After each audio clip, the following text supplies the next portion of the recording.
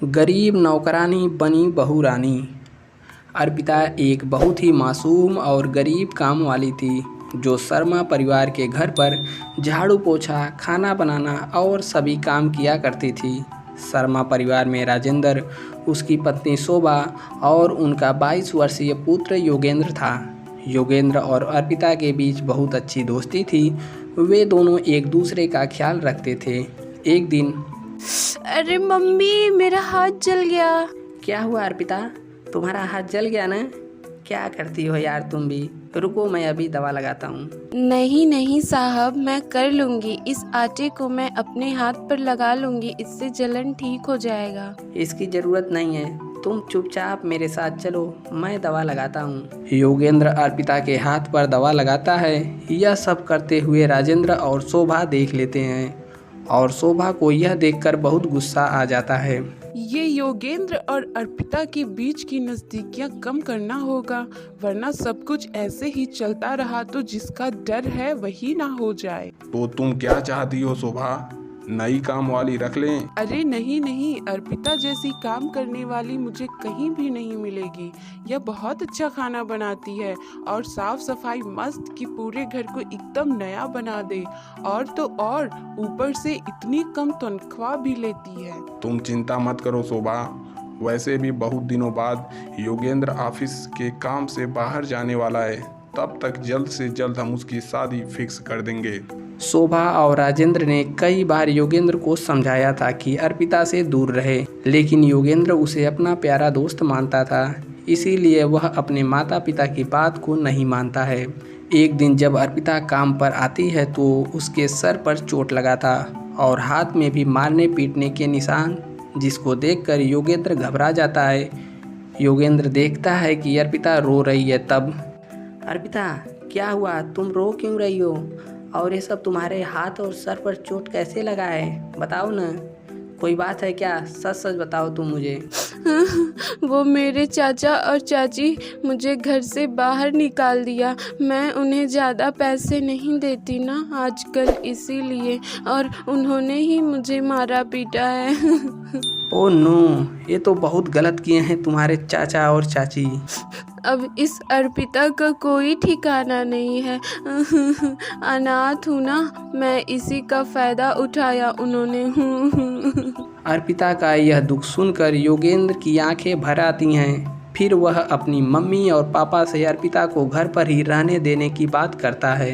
तब, ये तुम क्या कह रहे हो योगेंद्र? तुम्हारा दिमाग तो ठीक है ना? योगेंद्र, तुम्हारा उस काम वाली से दोस्त बनकर रहने तक सही था, लेकिन अब यह क्या नया नाटक है? एक काम वाली को हम अपने घर में रहने की जगह नहीं दे सकते हैं, फिर चाहे वह कितनी भी दुख में क्यों न हो।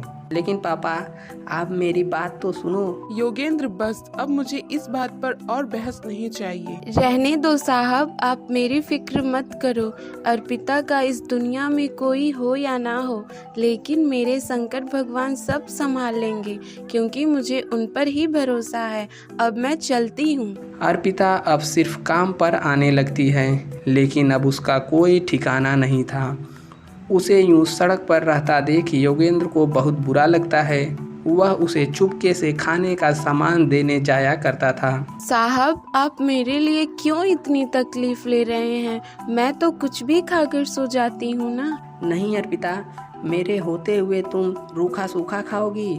मैं यह हरगिज नहीं होने दूंगा। अर्पिता, तुम्हें पता है मुझे न तुमसे प्यार होने लगा है। हाँ अर्पिता, आई लव यू। चलो अब हम दोनों शादी कर लेते हैं। वैसे तो मैं भी आपसे प्यार करती हूँ, लेकिन शादी? मैं आपके घर में काम करने वाली साधारण सी काम वाली हूँ, और मैं आपसे शादी कैसे कर सकती हूँ? प्यार यह सब नहीं देखता है, हम दोनों भी एक दूसरे से प्यार करते हैं, बस और क्या। और रही बात इस दुनिया की और मेरे घर वालों की, मैं उनका सामना करने के लिए तैयार हूँ अर्पिता। योगेंद्र और अर्पिता दोनों ही पास के शिव मंदिर में शादी कर लेते हैं और फिर अपने घर पहुँचे तो यह सब देखकर राजेंद्र और शोभा की आंखें फटी की फटी रह गईं। ये सब क्या है योगेंद्र बेटा? अरे सारी लड़की मर गई हैं क्या, जो तूने इस गरीब काम वाली से शादी कर ली? जिसका डर था वही हुआ। नहीं, अब हम इस काम वाली को अपने घर की बहू हरगिज नहीं मानेंगे। आप अर्पिता को इस घर की बहू के रूप में स्वीकार करें या न करें, लेकिन मैंने तो इसके साथ 7 फेरे लिए हैं और अब यह मेरी धर्मपत्नी है, न कि कोई काम वाली। चलो अर्पिता। हाँ हाँ, ले जा अपनी धर्मपत्नी को अपने साथ अंदर। अगले जन्म में ही बाहर निकलना। पता नहीं क्या पाप किए थे मैंने जो ये सब दिन मुझे देखने पड़ रहे हैं। उठा ले रे ऊपर वाले, मुझे उठा ले। शोभा अर्पिता के साथ ठीक से पेश नहीं आती है, वह तो उसकी तरफ देखती भी नहीं। एक दिन शोभा की सहेलियां उसके घर आती हैं, तभी अरे शोभा, ये जो तुम्हारी बहू रानी है, ये तो तुम्हारी ओल्ड काम वाली है ना? हाय हाय काम वाली बहू रानी, हा हा हा, ये क्या गोलमाल कर दिया तुम्हारे सपूत ने? हाँ, शोभा को अपने सहेलियों की बात सुनकर बहुत बुरी लगती है। वह अपना सारा गुस्सा अर्पिता पर उतार देती है। अरे ओ सड़क छाप काम वाली, ये क्या अभी तक सो रही है? उठकर पूरे घर की साफ सफाई कर। और आज तू लेट उठी है ना, इसीलिए आज का खाना तुझे नहीं मिलेगा। शोभा अब अर्पिता पर और भी अत्याचार करने लगती है।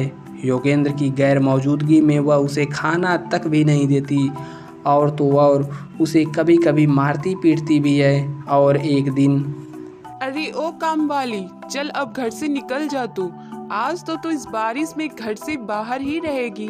जब तक योगेंद्र बिजनेस ट्रिप से घर नहीं आ जाता है, तब तक मैं तुम्हें जीने नहीं दूंगी, क्योंकि तेरी वजह से मेरे और मेरे बेटे के बीच का रिश्ता बिगड़ा है। नहीं माँ जी, आप ऐसा मत करो। इतनी रात को मैं कहाँ जाऊँगी?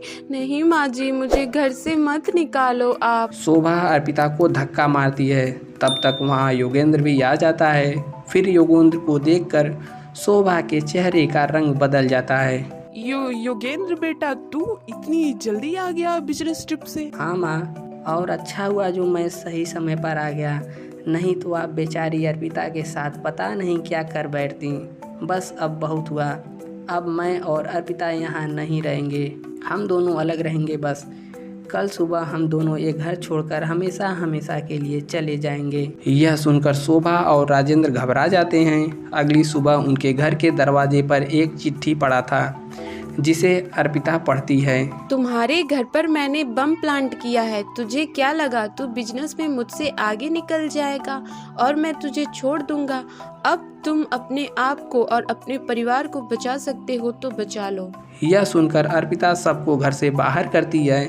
यह सब देखकर शोभा और राजेंद्र बहुत शर्मिंदा होते हैं। मुझे माफ कर दो मेरी बहू, तुम सच में मेरी प्यारी बहू रानी हो। तुम सच में बहुत साहसी हो, हमें माफ़ कर दो बेटी। अर्पिता सबको माफ़ कर देती है। फिर सब खुशी खुशी रहने लगते हैं।